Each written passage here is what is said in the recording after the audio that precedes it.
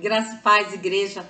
Eu cumprimento a todos com a paz infinita, maravilhosa do Senhor Jesus, e especialmente a IBEC, Igreja Batista Edificação em Cristo, ali na Boca do Rio, no Jorge Amado, onde nós temos o imenso prazer, privilégio e honra de estar pastoreando. E eu queria que vocês abrissem comigo, por favor, no livro de Êxodo, no capítulo 3, do versículo de 1 ao versículo 4. Primeiramente, esses versículos.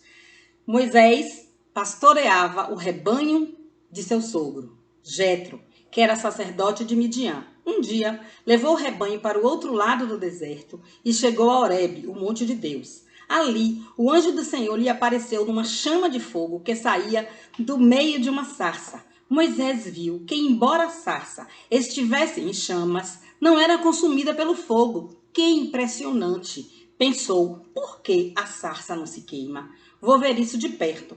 O Senhor viu que ele se aproximava para observar. E então, do meio da sarça, Deus o chamou. Moisés, Moisés. Versículo 10, por favor. Vá, pois, agora, eu o envio ao faraó para tirar do Egito o meu povo, os israelitas. Moisés, porém, respondeu a Deus, quem sou eu para apresentar-me ao faraó e tirar os israelitas do Egito?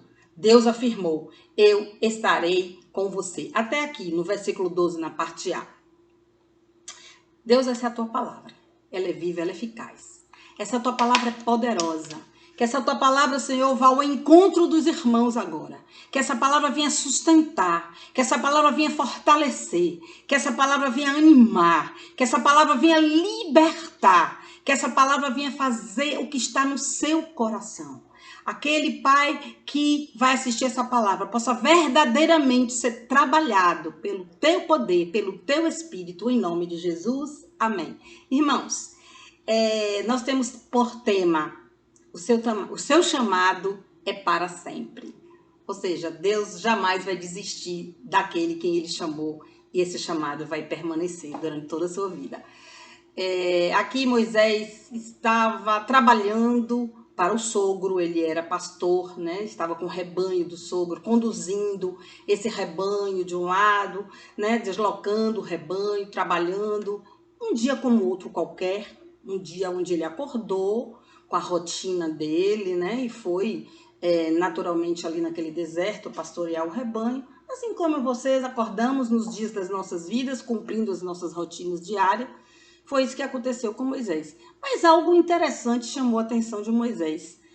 No lugar onde ele passou, onde ele estava pastoreando, havia uma sarça ali e ela estava tocando fogo, porém o fogo não consumia aquela sarça. E ele achou aquilo muito diferente, muito interessante, e a Bíblia nos conta que ele se aproxima para ver aquele fenômeno, para ver aquilo. E quando ele está se aproximando, olha só, quando ele se aproxima, Deus, das chamas, das sarças, ele chama Moisés. Interessante isso, né?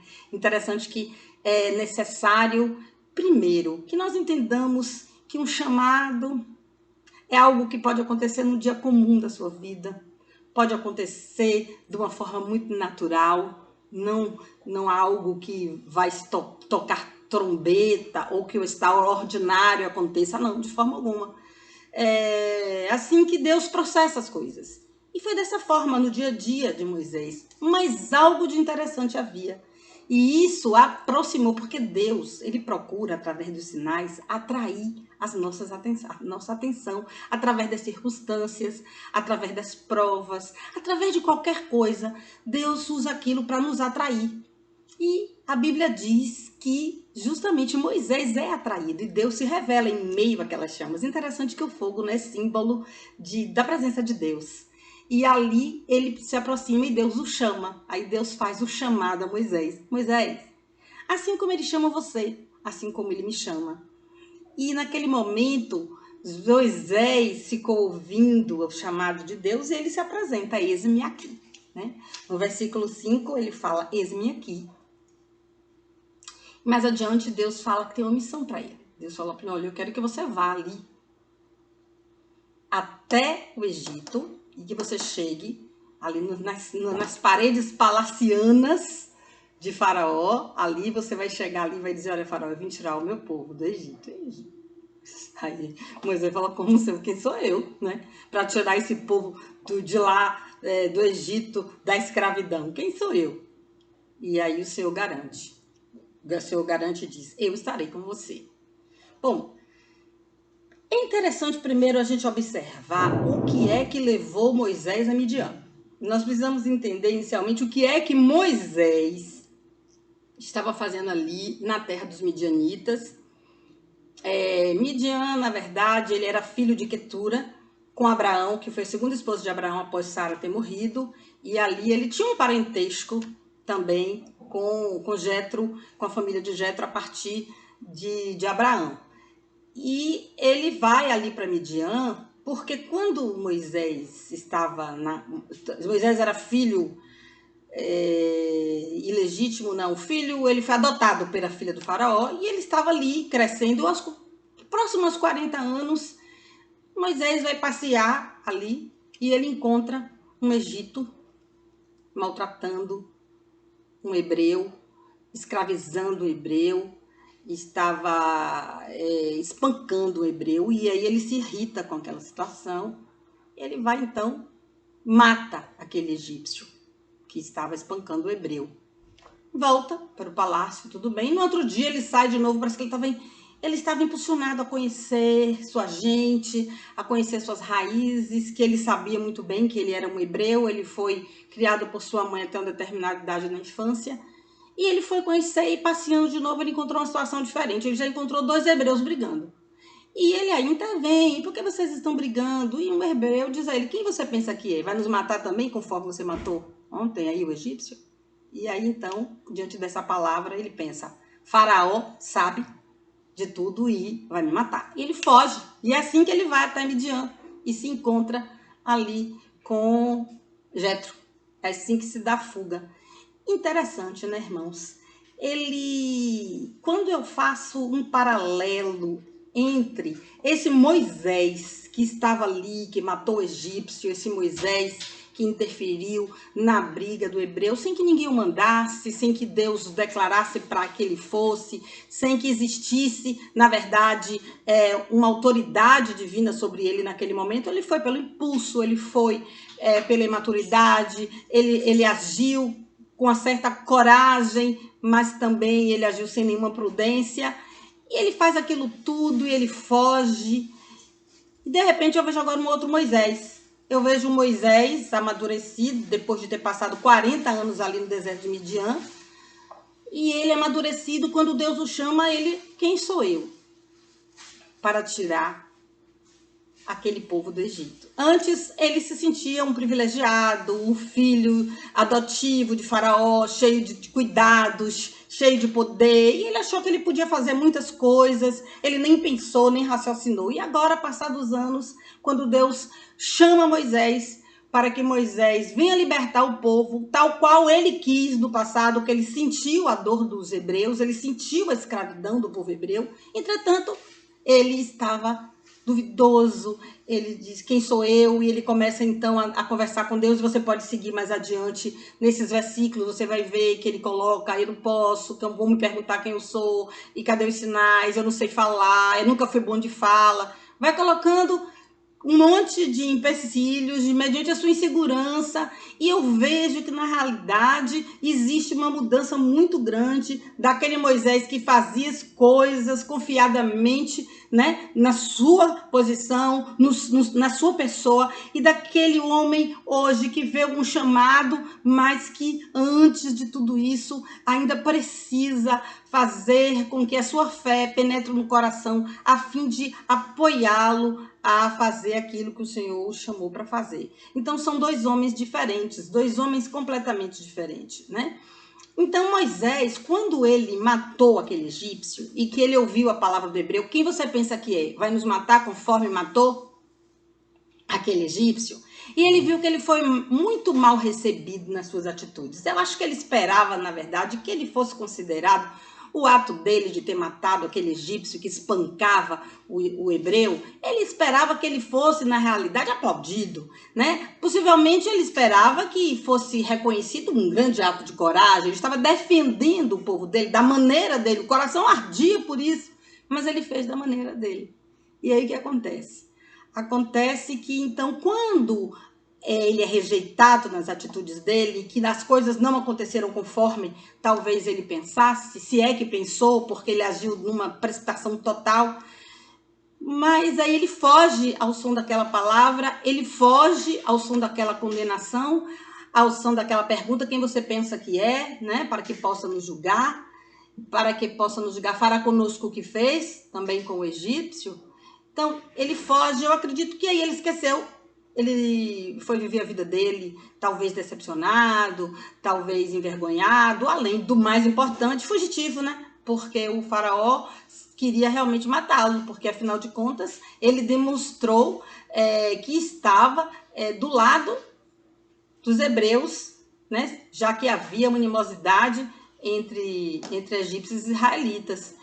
Então, ele passou a ser um perigo para Faraó, e Faraó, naturalmente, iria eliminá-lo, e a Bíblia diz que Faraó buscou para matá-lo. Então, ele está ali fugido, ele esquece dessa história, ele esquece dessa questão de libertar o povo, quando ele viu aquela injustiça, aquele homem sendo espancado, aquilo que o coração dele falou, aquilo que a alma dele pediu, tudo aquilo ficou como que amortecido, né? Esquecido em um canto da alma de Moisés. Então, já passando-se 40 anos ali naquele deserto, Moisés cerca de 80 anos, já ali acostumado com a vida tranquila, ele já casou com a filha de Jetro, né? Uma mulher muito bonita, Zípora, teve filhos, né? E veja só, ele estava muito tranquilo, vivendo a vida dele, cuidando do rebanho, em paz. De repente, nem imaginava mais essa questão de defender o povo de Deus. O Senhor aparece de uma forma diferente, sobrenatural, num dia comum da vida dele, e o chama para ser libertador daquele povo que ele tanto amava, né? E aí é que eu quero te dizer, eu e você, né? Quantas vezes você já está cansado, você pode ter sido mal interpretado, né, no seu ministério, você pode até muitas vezes ter sido perseguido, ou você pode também no seu ministério de alguma forma ter sido ferido, ou até mesmo cansado, você não tem frutos, você não consegue ver os frutos do seu trabalho, e por fim você decidiu, você desanimou, e você começa a viver sua vida normal, tranquila, como Moisés, com a sua família, e buscando esquecer, ou que sabe até, de uma certa forma, esquecido desse chamado que se movia no seu coração para pregar, para louvar, para servir na casa do Senhor, né? Como diácono, diaconisa, como presbítero, enfim, como obreiro, como homem de Deus. E você se afastou. Você escolheu Midian, um lugar longe do seu chamado, né, inicial. Midian, um deserto. Você ficou ali, quieto. Mas Deus, quando escolhe um homem, Deus não volta atrás. Não volta atrás. Isso ficou muito claro aqui no texto, quando Deus chama Moisés. Irmãos, pare para pensar. Olha que Deus primeiro. Quando Joquebede, a mãe de Moisés, estava grávida dele, esse faraó estava muito preocupado, porque o povo estava se multiplicando muito, os israelitas estavam se transformando em um povo forte. Na concepção dele, um povo poderoso que podia enfrentá-lo, se unindo a aliados, inimigos dele, e, de alguma forma, conspirar alguma coisa para guerrear contra o Egito. Então ele ficava desconfiado da forma como aquele povo multiplicava e como era um povo forte. Ele começa inicialmente escravizando, colocando para trabalhar, justamente para ver se enfraquecia as forças dos hebreus, né? Mas o que acontece? O povo continua se multiplicando, o povo continua fortalecido, o povo continua incomodando o faraó. Quando você dá frutos, quando você está trabalhando no reino, quando você de alguma forma chama a atenção do inimigo, porque faraó aqui é um tipo de Satanás, o que acontece? Ele se levanta, ele tenta nos escravizar, né? Ele tenta impedir que nós continuemos no nosso processo. E então foi isso que estava acontecendo ali com Israel. determinada forma, quando ele viu que não adiantava apenas a escravidão, não adiantava o jugo, não adiantava a opressão, e ele percebeu que era um povo resistente, o que é que ele faz? Chama as parteiras hebreias para que elas possam matar todo o menino que nascesse, né, do sexo masculino. E aí matasse essa criança para que justamente não tivesse poder de guerra, poder de valente, poder de guerreiro, de mobilização, de força, porque era um tempo onde as guerras entre as nações aconteciam muito comumente. E aí então elas não têm, por temor a Deus, coragem de fazer isso, você conhece essa história. E ele vai tentar ainda uma outra estratégia, porque Satanás não desiste da minha vida, ele não desiste da sua vida. Ele sempre está tentando fazer uma forma de nos paralisar, de nos enfraquecer, de fazer com que nós não nos multiplicamos, de fazer com que nós não estejamos levando a palavra de Deus, o reino do Senhor avante. É isso que Satanás faz. E aí ele tenta uma terceira estratégia, que é que ele faz? Vamos jogar todo menino agora, vamos lá, mandou os egípcios entrarem, sua força egípcia entrarem nas casas e pegarem as crianças recém-nascidas e jogassem no rio para que esse povo parasse de produzir. E foi nesse clima de terror que Joquebede estava grávida de Moisés. Agora imagine esse sofrimento, a criança nasce e todas as crianças estavam sendo mortas, estavam sendo jogadas no rio, e de repente, como que ela ia fazer com essa situação? Um gesto de muita coragem, Joquebede vai, esconde Moisés durante 3 meses, uma criança muito formosa, e por 3 meses ela esconde Moisés. A um determinado momento, Joquebede vê que não tem mais condição, o menino está muito grande, e ela precisava, porque senão ia matá-lo. Ela vai, procura uma cesta de vime, né? E bota ali o betume, cerca tudo direitinho, coloca a criança, põe no rio, e a irmãzinha dele, Miriam, começa então a seguir o percurso daquela cestinha que ia descendo pelo rio. E até aí é que eu entro, a providência divina, o Deus estratégico que trabalha na sua vida, o Deus que tem o horário das coisas acontecerem, o Deus que é um Deus exato, preciso. Naquela mesma hora, aquela filha de Faraó, que era uma mulher que não tinha filhos, ela era casada, mas ela não podia ter filhos. Ela encontra aquela criança linda ali, no rio, juntamente com aquelas suas servas, e ela se encanta, e ele está chorando, e ela decide criá-lo. Agora veja bem, Moisés era alvo de Satanás, através da pessoa de Faraó, para morrer. Ele era alvo para morrer, né? Ele representava, principalmente, Satanás sabia que Deus estava preparando algo para impedir a escravidão do povo dele, e Moisés ia ser esse homem levantado por Deus para libertar. Então o que é que Deus faz? Coloca Moisés num único lugar que ninguém poderia matá-lo, na casa do próprio Faraó, protegido pelo próprio Faraó, protegido pela filha do Faraó, a princesa, cercado de cuidados. Todos poderiam morrer, todos poderiam ser lançados ao rio, mas a Bíblia fala que Moisés foi salvo porque ele foi para o lugar onde o inimigo dele jamais poderia imaginar. Então, o inimigo foi usado para dar livramento de morte a Moisés e ainda dar a Moisés uma educação privilegiada ali no palácio com o Egito. E Deus é tão perfeito que ainda convoca a própria mãe de Moisés. Lógico que a princesa sequer sabia que era a mãe dele, acredito que não. E aí chama esta mulher, para que esta mulher venha amamentar e cuidar daquela criança. E aí aquela criança é levada para o meio dos hebreus, é cuidada por sua mãe e ela é paga para isso. Imagine, num tempo de tanta pobreza, num tempo de escravidão, ela ainda recebia salário para fazer aquilo que ela mais queria. Ela que há poucos instantes estava desesperada com o filhinho, colocando no rio sem saber o destino dele, dia após dia, desde o final da sua gravidez até os 3 meses de vida de Moisés, preocupada do final dessa criança, o fim que teria toda essa história. Eu creio que ela orou muito. Joquebede orou, mulher de Deus, corajosa e de oração. E ela ora E Deus resolve atender dessa forma estratégica perfeita. E ela passa a ganhar salário para cuidar do próprio filho dela. E este menino passa a ter contato com os hebreus. Ele conhece as histórias dos heróis hebreus. Ele conhece os cânticos dos hebreus. O Deus de Israel, o Deus poderoso. E ele, ao mesmo tempo, também tem uma educação com os egípcios. Era preciso esse homem específico, dotado dessas circunstâncias, dessas qualidades, para depois ser levantado por Deus. Olha bem, e aí quando ele sai, por causa da impossibilidade dele de se manter ali no palácio, em função do fato dele ter matado o egípcio, e vai para Midian, eu quero te fazer uma pergunta. Você acha que Deus deixaria... Acabou e pronto?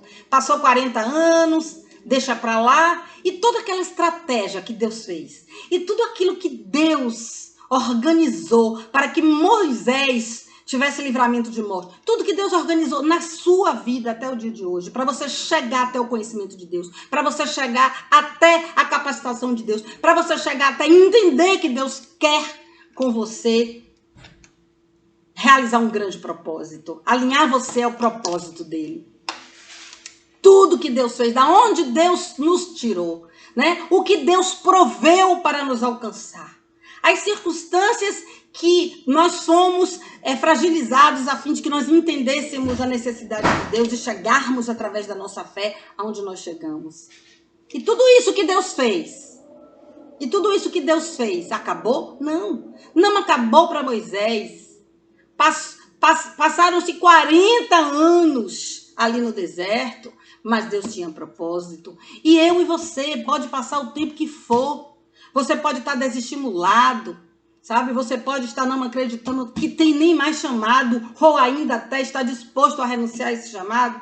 Você quer viver como Moisés, quieto no seu canto, vivendo sua vidinha diária. Mas Deus não desiste de você. Ele te chamou, ele quer te usar, ele quer te fortalecer, ele quer te levantar, ele quer te instruir, mas é necessário para que você venha vivenciar esses tempos, é necessário que você passe por aquilo que Moisés passou durante 40 anos. O Moisés foi preparado. E eu te mostrei logo inicialmente a diferença do Moisés jovem, precipitado, um Moisés inconsequente, para um Moisés humilde. Quem sou eu? Né? Para um Moisés prudente. Deus trabalhou em Moisés. Né? Deus forjou em Moisés um caráter necessário para a missão que ele iria desempenhar. E Deus está forjando em você esse caráter. Deus está forjando em você esse caráter. Para que você possa desempenhar, para que você possa exercer o seu chamado.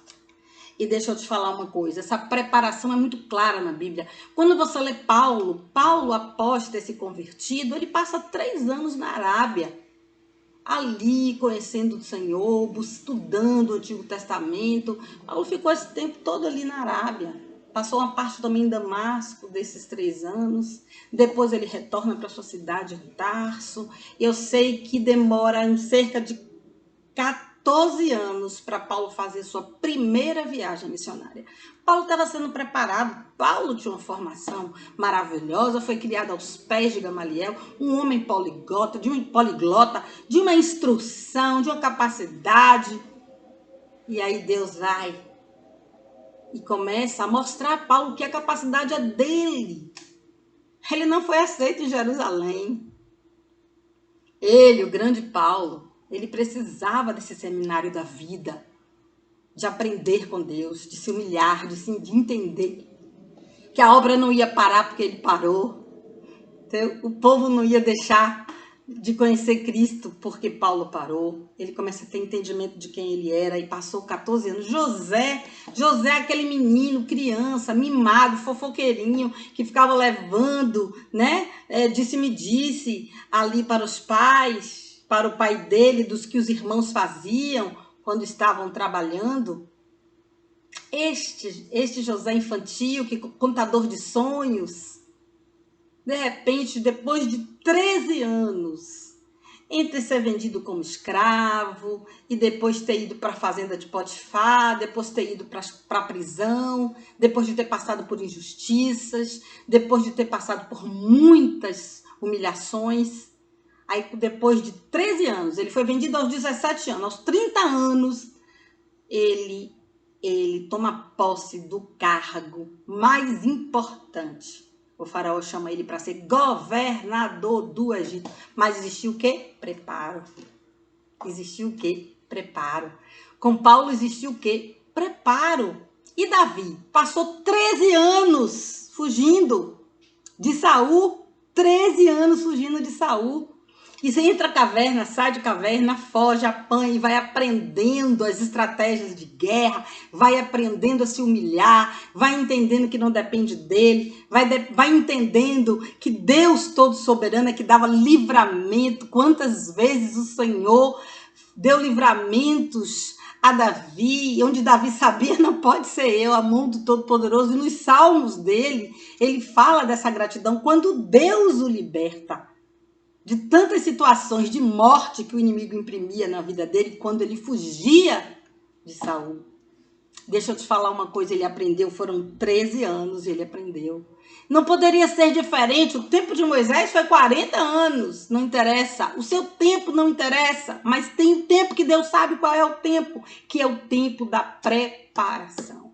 E o que Deus está fazendo na sua vida, debaixo de dor, debaixo de sofrimento, debaixo de você não entender nem o que está acontecendo com você, debaixo de dúvidas, debaixo de dificuldades, Deus está te preparando, te levantando para uma missão aqui na terra. Te preparando mais, cuidando de você. É isso que Deus está fazendo. Jamais tudo que Deus investiu na vida de Moisés, com toda aquela estratégia de livramento de morte que ele deu ali a Moisés, até toda a criação que ele teve com os egípcios, com os hebreus, preparando, nada, nem o erro de Moisés, nem o nosso erro, nada, nem a nossa precipitação, nada vai fazer com que Deus desista de nós.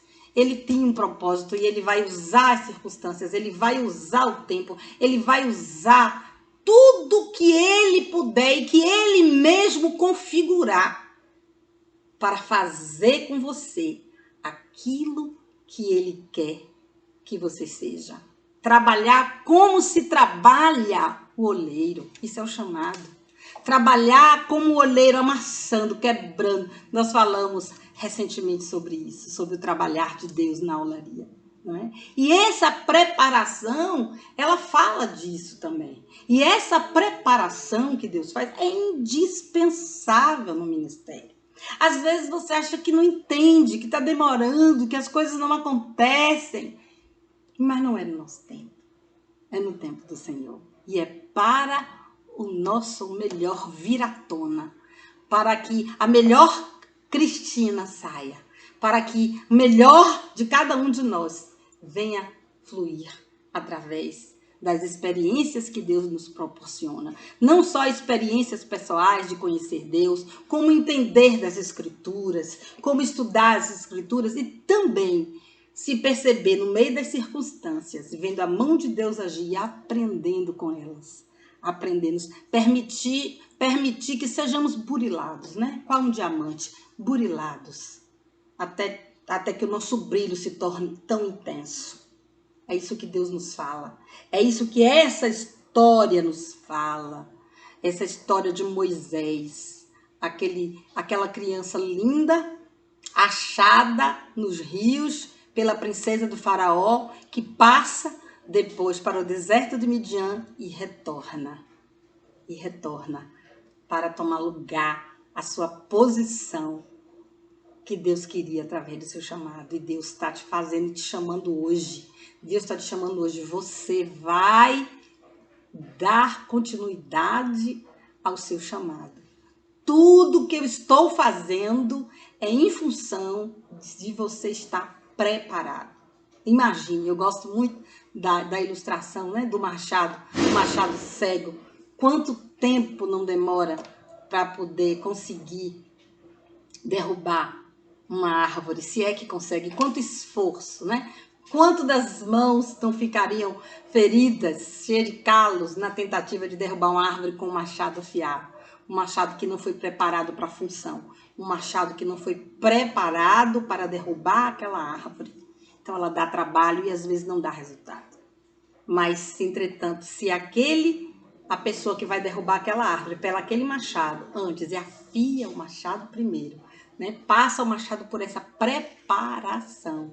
E aí, então, essa pessoa, ao derrubar a árvore, a lâmina do machado, estando preparada, estando afiada, ela vai trabalhar muito menos, com muito melhor resultado. E é isso que Deus pretende. É isso que essa ilustração pretende nos mostrar. Que Deus está afiando. Nós somos esse machado que estamos sendo afiados para termos, enfim, a possibilidade de sermos usados para concretizar a vontade de Deus aqui na terra. E muitas vezes nós não entendemos porque o sofrimento é impelido. Imagine as grandes angústias de Moisés. Moisés estava muito angustiado. Moisés, quando saiu dali, rejeitado, mas não entenderam minha boa vontade, não entenderam o meu amor pelos hebreus, não entenderam que eu matei um egípcio violento que estava escravizando o meu irmão hebreu. Ninguém me entendeu. Imagine a decepção, imagine ele ficar ali no cantinho dele, Midian, com medo de se reaproximar para não morrer, sem entender as coisas. Talvez até pensaríamos no lugar dele, por que Deus não me protegeu? Por que eu estou aqui agora e eu não posso estar lá com o meu povo? Jamais ele poderia imaginar que isso era um tratamento, que era um processo, que era um preparo de Deus. Ele não estava, de forma alguma, pensando no chamado dele mais. Ele estava dado por desistente. Talvez a situação não seja igual a dele. Talvez o que você esteja vivendo agora não seja uma desistência, mas talvez um desânimo, né? Ou até mesmo você esteja confuso. Né? Ou até mesmo você acha que não, e não tem chamado de jeito nenhum. Mas lá no livro de Coríntios, a Bíblia diz que Deus chama todos e que Deus pega as coisas loucas deste mundo para confundir as sábias, as pessoas frágeis, as pessoas que se deixam esvaziar e sabem que através de si mesmas elas não seriam capazes de desenvolver nada, porque elas se esvaziaram do seu eu, né? E elas entenderam que ela simplesmente é um canal, é um instrumento, e Deus nos ensina isso quando a cada dia Ele está nos preparando, Ele está nos ensinando, Ele está trabalhando como um oleiro trabalha com uma massa, dando a forma que lhe apraz. E Deus está fazendo isso, e nem por um momento Deus deixou de agir nessa história. Nem por um momento Deus deixou de trabalhar em função dos livramentos para Moisés, do lugar onde ele colocou Moisés para estar ali com aquela família. Todo instante, todo o percurso, Deus tinha o olhar dele sobre a vida de Moisés, com os intentos, com o desejo de usá-lo, com o desejo de levantá-lo, com o desejo de fazer cumprir a vontade dele a partir da vida de Moisés, libertar aquele povo que sofre, libertar aquele povo que estava oprimido, humilhado, escravizado, vivendo numa extrema penúria. E eu deixo te falar uma coisa, e você também está levantado, você é a coluna da sua casa, você está sendo levantado para levar a palavra ao evangelho, você está sendo levantado quando você sai e as pessoas olham para você e veem o seu testemunho, vejam a diferença de você depois que você passou a assumir sua posição em Cristo, e as pessoas percebem o quanto você está transformado, e elas com certeza sabem que Deus está por detrás dessa transformação. E nesse momento você passa a ser um agente de Deus, você passa a exercer esse chamado. Deus te levantando para ministrar, Deus te levantando para louvar, Deus te levantando para evangelizar, Deus te levantando para orar pela sua família, para orar pelos seus amigos, para orar pelos seus irmãos. Deus trabalhando em você, porque você é um chamado, você é um escolhido. Não duvide disso, não duvide disso jamais, não duvide disso. Você é esse Moisés no que diz respeito ao chamado, no que diz respeito ao preparo, no que diz respeito a Deus não desistir e retorna ao chamado 40 anos depois, lá em Midian, em meio ao deserto, e aparece como um fogo na vida de Moisés e diz: é você que eu escolhi. Ah, mas eu não sei falar. Não tem problema, eu levanto um interlocutor para falar com você. Ah, mas quem sou eu? Eu estou contigo. Mas quando perguntarem quem eu sou, eu sou. Imagine que Deus está todas as respostas de Moisés, todas elas foram aniquiladas pela determinação de Deus em colocá-lo à frente do propósito através do chamado. E a Bíblia diz assim: Deus chamou Moisés. E eu te digo, meu irmão, Deus te chama. Deus te chama, sim. Deus te chama. Continue se preparando, conhecendo esse Deus em profundidade, buscando nas escrituras conhecimento para você não ser algo facilmente atingível, porque não conhece as escrituras, e qualquer vento de doutrina pode te abalar, mas você precisa conhecer as escrituras, você precisa ser firme nas escrituras, ter raízes na palavra de Deus, entendimento, discernimento, e isso tudo, a própria vida também que vai te trazendo. Irmãos, eu percebo claramente nessa situação em que estamos vivendo hoje, nesse distanciamento social por causa do Covid-19, eu percebo um sinal, algo diferente. Nós estávamos no nosso dia a dia, normal, eu vivendo meu dia a dia, você vivendo o seu dia a dia, e de repente vem um mosquito, desculpe, um vírus, e esse vírus contamina várias nações, quase todas as nações da Terra. E para tudo. E aí o indivíduo vai, quando vê, que coisa impressionante, faz como Moisés. Como é que pode? Está todo mundo em casa, quem sai de máscara. O que está acontecendo? E aí o indivíduo se aproxima. E quando o indivíduo se aproxima de Deus, Deus tem um chamado.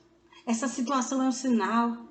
Essa situação é Deus dizendo: vinha para perto para eu te mostrar o que está acontecendo, que você não está acontecendo, não está entendendo nada. Vinha para perto porque eu vou te mostrar grandes coisas. Eu tenho para você grandes coisas. Assim como Deus teve ali com Moisés grandes coisas de libertar aquela nação inteira de um jugo que Satanás estava impondo através da pessoa de Faraó aos israelitas, as suas filhas escravizadas, trabalho forçado, não podiam cultuar a Deus como queriam, não tinham liberdade de ir, de vir, de fazer o culto, porque eles estavam oprimidos pela mão do inimigo. E Deus os libertou através de Moisés. E você não só vai ser liberto, como você ainda vai ser levantado por libertador.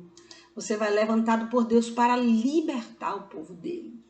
É isso que Deus vai fazer na sua vida, ainda que você não acredite. Quem sabe esses tempos onde você está na sua casa, você pode buscar mais o Senhor e pensar, entender e ouvir a voz de Deus te falando que é um tempo de preparação para coisas maiores que Ele tem para você.